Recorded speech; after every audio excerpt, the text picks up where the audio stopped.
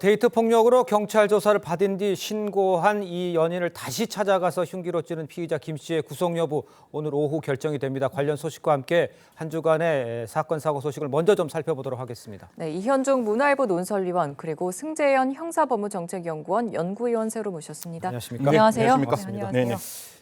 먼저 우선 이제 사건에 대해서 좀 자세히 좀 짚어봐야 할 것 같은데 이제 네. 피의자가 연인의 흉기를 휘두르고 나서 이제 조사를 받고 여성이 나중에 조사를 받고 나온 지 10분 만에 범행이 이뤄진 거잖아요. 네, 조금 저 사건 관계를 좀 자세하게 설명드리면 네. 5월 21일 날 이 여성이 남성에게 헤어지자라는 이야기를 합니다. 네. 이야기를 하고 난 다음에 이 남성이 아마 같은 집 공간에 살고 있었는가 봐요. 그래서 25일 날 그 공간에 피해자와 같이 살고 있는 공간에 들어가서 두 가지를 합니다. 내가 예. TV를 부숴버리겠다. 그리고 집에 있는 현관문의 비밀번호를 바꾸겠다. 이런 이야기를 합니다. 그러다 보니까 이제 남녀 관계에서 좀 만나서 이야기를 할 필요가 있잖아요. 이게 26일입니다. 26일 날 이제 오전에 이 사람들이 이제 만나게 되는데 제일 처음에 이제 만나는 장소가 아까 말씀했다시피 오전 5시 37분입니다. 네. 그래서 37분에 만나서 옥신각신하면서 결국 팔을 잡고 데이트 폭력 사건을 신고합니다. 경찰이 딱 출동하는 거죠. 예. 출동해서 같이 경찰서로 가게 됩니다. 경찰서에 가서 이제 남성 피의자는 다 6시 11분에 이제 조사를 마치고 피해 정도가 그렇게 높지 않고 위험성 평가에서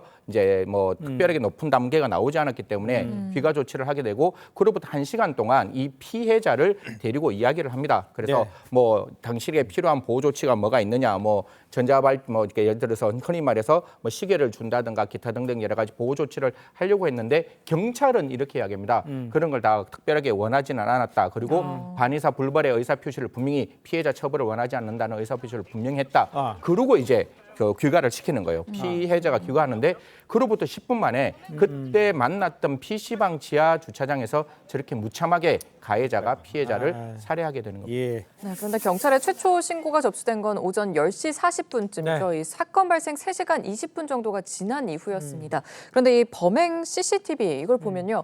목격자가 2명이나 좀 있는 것으로 보이는데 신고가 왜 이렇게 늦어졌을까요? 그러니까 이게 목격자 당시에 이제 그 PC방 지하 주차장에서 네네. 일단 이 피해자를 폭행을 하고 이제 차로 데려가려고 그랬는데 마침 그때 2명의 목격자가 있었던 것 같아요. 그러니까요. 그래서 그 목격자들이 이야기를 했답니다. 혹시 뭐 도와드릴 게 없느냐, 119를 불러주겠다라고 이야기를 했는데, 이 괜찮다. 지금 피해자가 뭐 임신 중이어서 지금 병원에 가고 있다. 자, 그러면 119를 불러줄까? 내 차로 가는 게 오히려 빠를 것 같다라고 이야기를 하면서 이제 그 목격자들을 좀 회피했다는 거죠. 그러니까 목격자들도 그 상황이 예를 들어서 뭐 여성이 적극적인 좀 구조 요청을 한다든지, 예. 뭐 그랬으면 아마 바로 즉각적인 신고가 이루어졌을 텐데 당시에 그런 게 없었던 모양입니다. 그래서 목격자들도 그냥 단순히 그냥 아픈 사람을 그 뭐 부인을 임신한 부인을 병원에 데려가는구나라고 이제 판단한 거죠. 그러다 보니까 이 신고가 꽤 늦게 이루어진 것 같습니다. 그렇군요.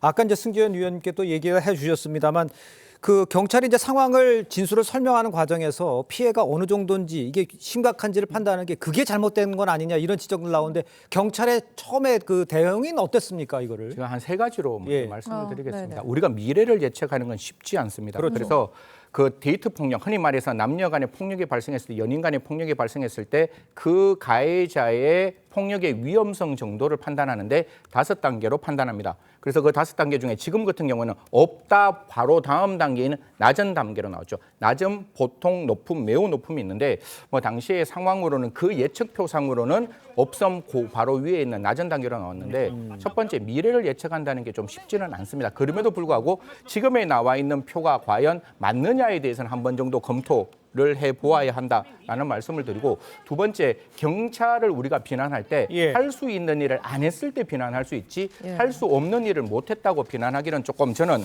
좀 이제 빠르다고 생각하는데 여기서 경찰은 2가지 측면에서 고민을 했을 거예요. 첫 번째 과연 이것을 스토킹 처벌법상 들여다볼 수 있을 것인가? 그럼 스토킹 처벌법은 그 사람이 원치 않는데 따라다니거나 귀찮게 굴었을 때 스토킹 처벌법을 하는데 사실상 뭐 이렇게 같은 장소에 살았던 연인 관계였기 때문에 귀찮게 따라온다는 건 없었을 거예요. 그리고 더 중요한 것은 스토킹 처벌법은 반의사 불벌죄이기 때문에 피해자가 원치 않는다 그러면 경찰이 더 이상 갈 수가 없었던 부분이고 그다음에 마지막 3번째는 이게 가정폭력설이 특례법상 가정폭력을 적용하려면 뭐냐면 결혼했거나 이혼했거나 사실혼 관계에 있어야 되는데 제가 기록을 보지 못해서 정확하게는 모르겠지만 사실혼이라는 거는 혼인 신고만 안 했지 완벽한 결혼 생활과 준하는 정도의 생활이 있어야 됩니다. 뭐 경제 관계에서 돈을 같이 뭐 생활비를 댄다든가 그다음에 뭐 아이의 출생이 있었던가 가족 관계의 어떤 모임이 정기적으로 같이 있었다든가 이런 구체적인 가정 생활에 실체가 있어야 되는데 제가 기록을 보지 않았지만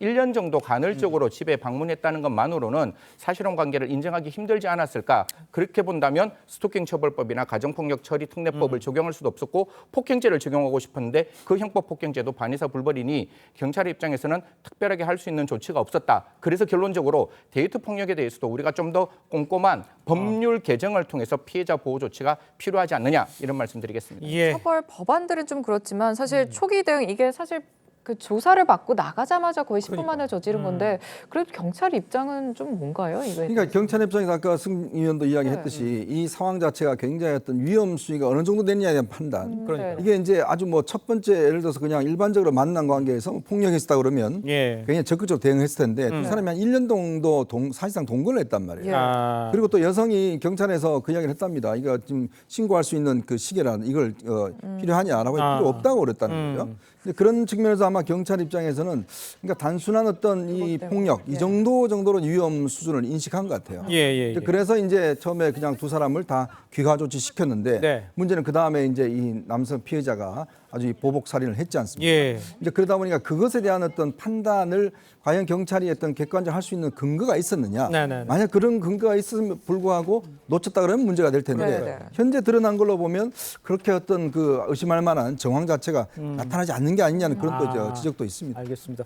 자, 이제 궁금한 게 그럼 처벌은 어떻게 되고 또 지금 3시부터 이어난 구속 영장 실질 심사 어떻게 예상할 수 있을까요? 이게 그냥 살인죄가 아니고 보복 살인죄예요. 그러니까. 보복 살인이면 사형 무기 10년 이상의 징역입니다. 하한이 10년이니까요. 우리나라가 가지고 있는 가장 높은 형량을 가지고 있고 지금 마지막에 그 시청자분들 보셨습니까? 왜 죽였습니까? 신고했는 게 기분 나빠서 죽였습니까? 그랬습니다라고 스스로 이야기하는 거 보면 범죄의 중대성은 하늘을 찌를 수 있는 범죄의 중대성이 있다고 생각하고 범죄가 중대하면 도망갑니다. 범죄가 중요하면 도망갈 수 있으니까요. 구속 사유 중에 하나인 도망갈 우려가 있다라고 본다면 저는 구속영장 발부될 필요가 있는 사건이라고 말씀드리겠습니다. 알겠습니다.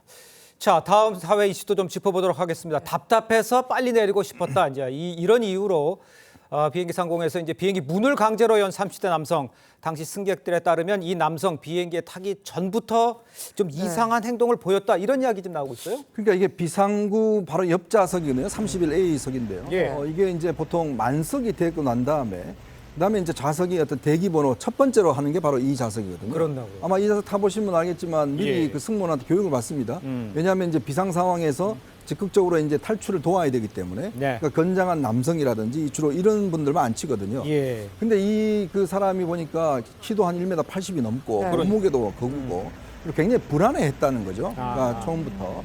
그래서 조금의 어떤 뭐 의심은 있었지만 뭐 그렇게 적극적으로 할 분은 없었는데 문제는 이제 그 좌석에 앉아 있으면서 바로 이제 한 200m 정도 이제 강화를 했을 때 그때 이제 돌발적인 이제 행동을 한 거거든요. 그러니까 보통 이제 요즘은 그 좌석이 보면 이게 딱딱 붙여지지 않고 이제 조금 넓어서 보통 이 지금 항공사들이 거기에 조금 웃돈을 주고 판매를 합니다. 그러니까 뭐 3만 원, 6만 원 뭐 등등 이 거리에 따라서 가격을 두고 왜냐하면 조금 편한 좌석이기 때문에. 근데 이제 이게 굉장히 위험할 수가 있거든요. 그러니까 고공일 때는 사실상 이게 문이 열리지 않기 때문에 기압차 때문에 걱정은 없지만 이게 이제 한 300m 이토 내려가면 바로 레바를 돌리면 문을 바로 열릴 수 있는 거거든요. 그러니까 승무원들도 이미 앞좌석에 있는데 다 안전벨트를 메고 스탠바이 하고 있는 상황이기 때문에 즉각적으로 어떤 이걸 제재할 수 있기는 어렵지 않을까 그런 생각이 듭니다. 그런데 해당 남성은 항공보안법 위반 혐의로 체포가 됐고 오늘 구속영장 심사를 받습니다. 그런데 이 항공보안법의 경우 또 벌금형이 없어서 혐의가 확정이 되면 실형을 좀 면하기 어렵다 이런 관측이 나오거든요. 좀 어떻게 될까요? 이게 항공보안법 23조에 보면 승객의 협조 의무가 쭉 나와 있습니다. 이 중에 이제 저 출입구를 열면 10년 이하의 징역인데 이게 여기에는 벌금형이 없습니다. 보통 실형만 그러니까 벌금형이 없는 실형만 있는 경우는 구속영장 청구하면 당연히 구속영장 발부될 수 있는 가능성이 열려 있는 것이고 예. 제가 저번 주에 뭐 유엔 회의가 있어서 잠시 다녀왔는데요. 제가 딱 3가지만 설명을 좀 드리면 네.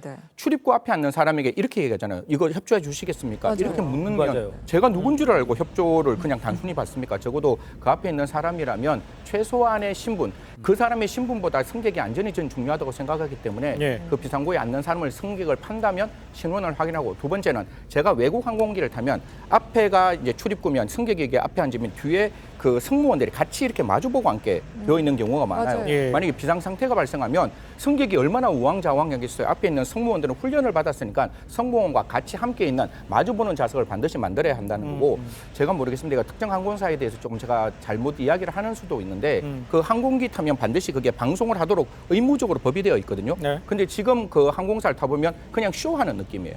연예인들이 나오고 막 음악하고 춤추고 난 다음에 이런 거 하세요라고 하면 제가 봤을 때는 그거 전혀 머릿속에 기억 안 될 것 같거든요. 잘못됐으면 처벌된다라고 명확히 알려야 그 행동을 안 하기 때문에 내용을 좀 더 진중하게 만들고 처벌 규정을 반드시 예. 포함시키는 게 저는 승객을 위한 안전, 승객의 생명보다 더 중요한 건 없다라고 생각합니다. 좀 그런 부분 같이 함께 고려했으면 좋겠습니다. 알겠습니다. 이런 가운데 이제 울산 전국 소년체전에 참가하기 위해서 이 비행기에 탑승했던 네. 제주도 선수 한 아마 충격을 받았을 텐데 그래서 그런지 배로 이제 네. 돌아가게 된다는 얘기예요. 그러니까 이게 지금 항공기 타기 경험 이런 거 한번 해보면 아마 항공기 타다가 조금 기류가 안 좋아서 조금 이렇게 울렁 하더라도 네네. 다음에 다시 돌아갈 항공기 타려면 그렇죠. 굉장히 겁이 예. 나거든요.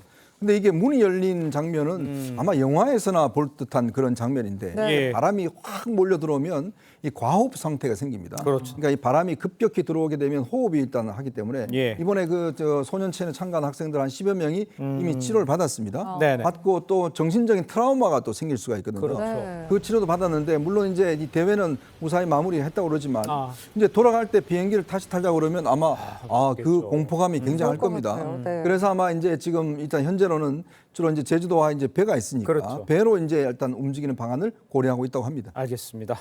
자, 다음 이슈도 좀 짚어보겠습니다. 슈퍼 태풍 이 마와르의 강타로 이 괌에 고립된 한국인 무려 3,200여 명에 지금 달하고 있는 상황이죠.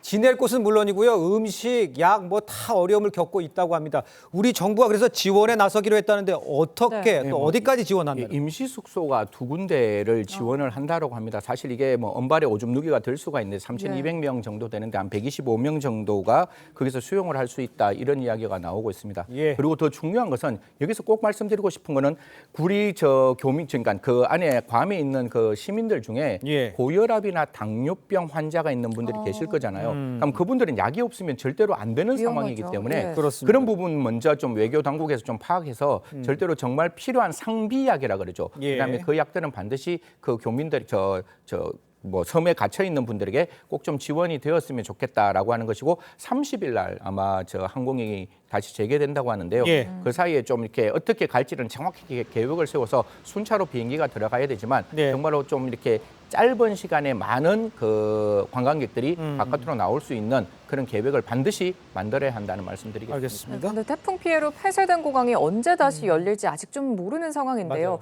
이에 좀 일각에서는 군 수송기를 그럼 통해서 체류객들을 데려오면 안 되나? 좀 이런 의문도 있어요. 뭐 물론 국민들의 입장에서는 군수송기 가는 거 정말 필요하다고 예, 예. 생각하지만 또 군수송기라는 게 전쟁이나 테러가 났을 때 또 가능할 수 있는 많죠. 부분이 있고 예. 그 요건이 정해져가 있을 겁니다. 그래서 아까 제가 말씀드렸잖아요. 네. 군수송기도 중요하지만 민간기가 과연 어떻게 빨리 들어갈 수 있을지 30일 예. 날 재개된다면 바로바로 들어가서 3,200명을 전원 관광객들을 대한민국으로 돌려보낼 수 있는 계획을 국토부와 예. 관계 항공기 회사에서는 잘 짜야 한다. 만약에 그게 안 된다면 저는 군수송기도 다시 한번 고민할 필요가 있다는 말씀드리겠습니다. 글쎄, 거기 이제 그 있는 사람 중에서는 이제 옆에 배로 사이판으로 가서 오고 싶다 이런 이야기도 하고 있습니다. 맞아요. 다양한 방법들이 있으니까 한번 좀 점검을 해봐야 할 것 같습니다. 다음 이슈도 좀 짚어보겠습니다. 정부가 저출생 이 문제 해결을 위한 대책으로 외국인 가사 도우미 제도를 본격 검토하기로 시작했습니다.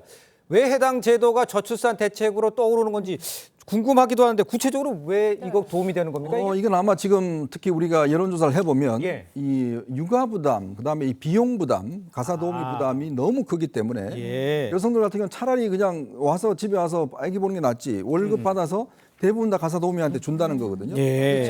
최저임금을 적용하면 한 200만 원이 넘습니다. 네네. 근데 현실적으로는 한 300만 원이 넘는다고 그래요. 그러면 이분들을 예를 들어 고용을 하면 이모님들이라고 이야기하는데 고용을 하면 여성 노동자들 같은 경우에 예를 들어서 회사에서 받는 월급 그냥 그대로 다 들어가는 거거든요. 그러니까 열심히 일해서 그냥 가사도우미만 다 돈 주면 이게 그럼 어떻게 키우느냐. 그것 때문에 이제 그 육아를 아기를 낳지 않는 이유 중에 가장 먼저 꽂는 게 바로 이런 문제거든요. 그래서 이걸 현실적으로 어떻게 좀 보조를 해줄까라는 여러 가지 고민을 하는데 문제는 이제 우리 같은 경우 최저임금 제도가 있지 않습니까? 그렇습니다. 근데 지금 선원들 같은 경우 외국 선원들이 많잖아요. 예. 우리 외국 선원들 없으면 우리나라 배 못 띄웁니다. 그러니까 예외 조항이 돼 있어요. 이 선원들 같은 경우에. 그러니까 선원들 같은 경우는 그런 식으로 이제 많이 고용을 하는데 네. 지금 이제 정부가 또 고민하는 부분은 가사도우미를 그러면 최저임금제를 제외해주고 그다음에 외국에 있는 이제 그 동남아시아에 있는 분들을 기용을 해서 하는 게 어떠냐. 이게 실제로 하는 나라가 있습니다. 싱가포르 같은 경우는 이것 때문에 꽤 그래도 출산율이 높아졌다고 그래요. 그리고 우리도 그걸 도입을 하면 한 월 100만 원에서 150만 원 정도 하면 키울 수 있지 않겠는가라는 것인데 문제는 이제 이들에 대한 인권 문제도 있는 것이고 그렇겠죠. 또 만약에 가사도우미로 들어와서 다른 직종으로 넘어갈 경우에 그래서 월급이 더 많은 데로 갈 경우에 그걸 어떻게 막을 수 있겠냐는 이제 문제라든지 그다음에 최저임금의 예외 조항을 할 경우에 있는 나타나는 문제들 뭐 등등 뭐 안 되자고 그러면 문제는 많죠. 또 하자 그러면 또 저는 적극적으로 할 수 있는 방안도 있다는 생각이 듭니다. 지금 말씀하신 것처럼 싱가포르에선 좀 좋은 사례로 남았는데 그러네요. 좀 효과가 있을지 봐야 될 것 같긴 한데 우리나라의 경우 이 외국인 차별 문제 이게 어떻게 또 사회적 논란이 될 수도 있을 것 같아요. 전 차별과 차등은 다르다라는 말씀드리겠습니다. 예. 차별은 같은 것을 같게 보는 건데 차등은 다른 것을 다르게 볼 수 있는 거잖아요. 그 외국 도우미들 입장에서는 그 나라에서 받는 임금보다 우리가 최저임금을 낮게 만든다 할지라도 한 4배 정도 많은 임금이면 외국에 계시는 분들은 돌아오시고 싶어 하시는 부분이 있어요. 그러면 우리나라의 출생률도 제고하고 외국인들의 어떤 고용도 좀 창출한다면 이런 부분들이 제대로 만들어져야 우리가 흔히 말해서 일과 가정의 양립이 가능한 거잖아요. 이런 부분은 좀 적극적으로 들여다보시는 게 필요하다. 차별과 차등은 다르다라는 말씀드리겠습니다. 알겠습니다. 자, 지금까지 사건 사고 소식 짚어봤습니다. 승재현 위원과는 여기서 인사 나누겠습니다. 고맙습니다. 고맙습니다. 감사합니다.